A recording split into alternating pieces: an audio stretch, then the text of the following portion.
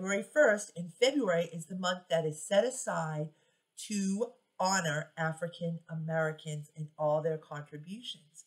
So I thought, what a wonderful way to start off the month by learning about the artist named Laura Wheeler Waring. And this book, Beautiful Shades of Brown, will tell her story. I hope you enjoy it. Beautiful Shades of Brown, The Art of Laura Wheeler Waring, written by Nancy Chernin and illustrated by Felicia Marshall.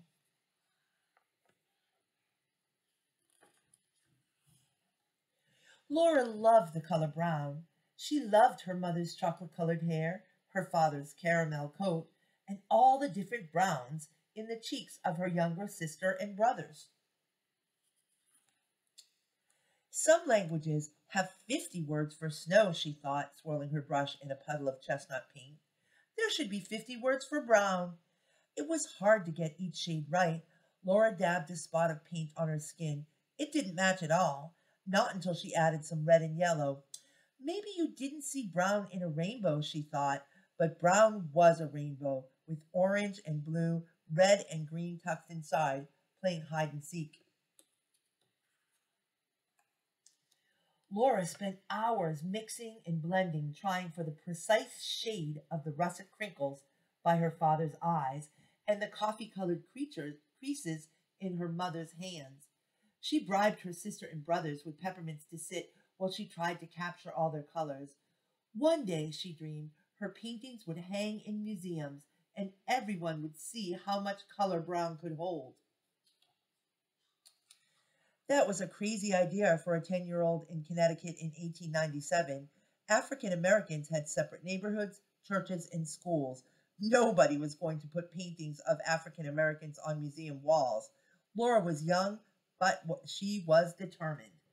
Maybe there weren't portraits of African Americans in museums yet, but she could turn her room into a gallery. At least there, her sister and brothers could see the pictures of people with all different shades of brown smiling back at them. All through high school, Laura wanted only one thing, to go to a real art school, a place where she could learn to get the images she saw in her head out onto the canvas. She applied to the Pennsylvania Academy of Fine Arts. It was far from home, expensive, and nearly all white. But when she got the acceptance letter, there was no question. Laura would get a job if she had to, but she would go. The academy was a good start, but Laura was hungry to learn more, to be around real artists. Everyone knew there was only one place to study art, Paris. Laura worked hard and won a scholarship. Clutching her paint box, she boarded a ship.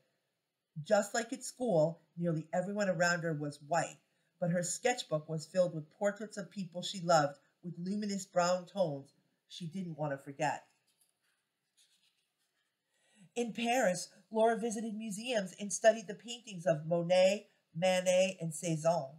She set up her easel in the Jeu de Paume and copied the green skin of Lautrec singers, the blue faces of Matisse's women, the caramel bodies of Gauguin's Tahitians.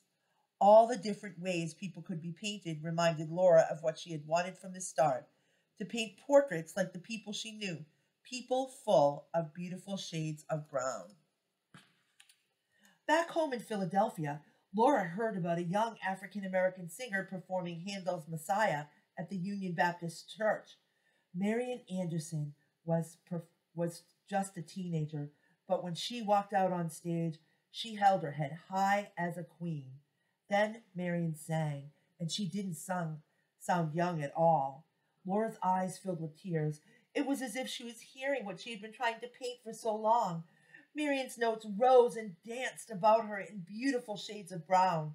One day, I'm going to paint Marian Anderson, Laura promised herself. Paris had made Laura's painting more bold and confident.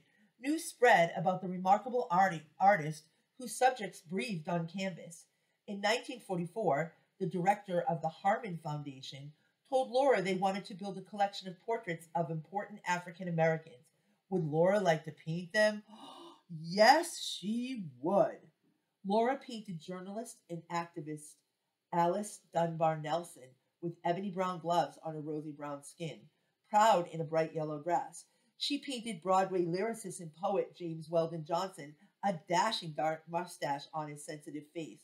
She painted educator and writer W.E.B. Du Bois wearing a warm brown suit and a smoky topaz tie, holding sorrel colored glasses.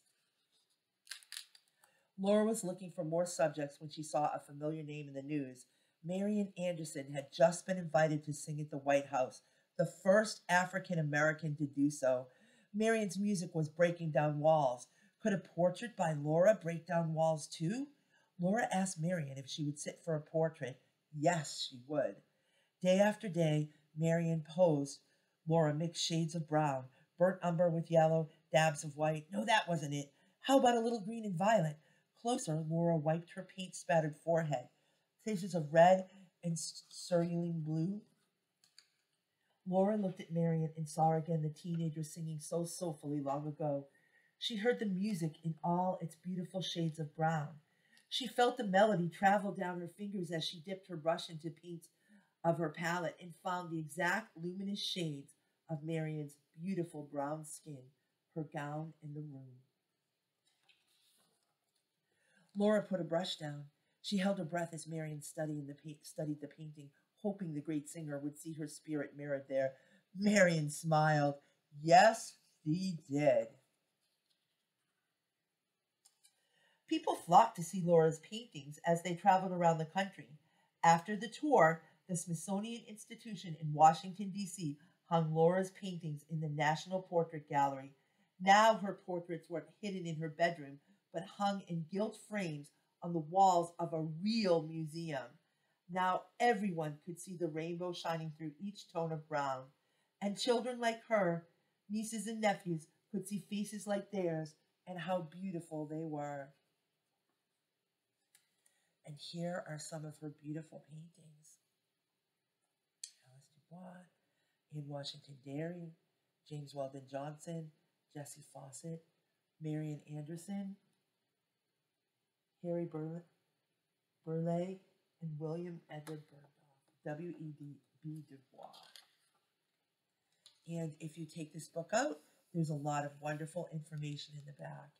And that is the end of this wonderful story. I hope you enjoyed that wonderful book, and I hope that it has inspired you to learn more about the wonderful contributions that African Americans have made in the areas of art and music and all of the history of America. So I encourage you, look on our calendar. There'll be some more Miss Marcia's stories that feature some pretty important people.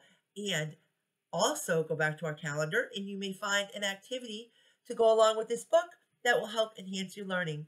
Bye!